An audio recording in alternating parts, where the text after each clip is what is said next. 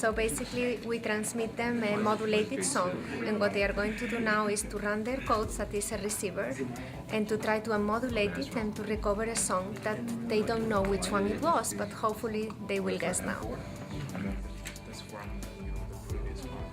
Computer's more of a tool. It's more like giving you experience on what you will be doing actually in the industry. We've already seen how to do this mathematically. Now we're just learning how to program it so you see how it kind of works, as opposed to just seeing it mathematically on the board.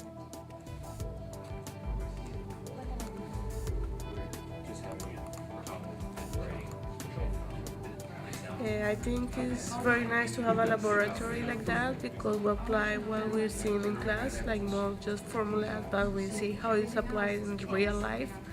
And the professor is a really good teacher and he worries about us to really learn the concept and everything.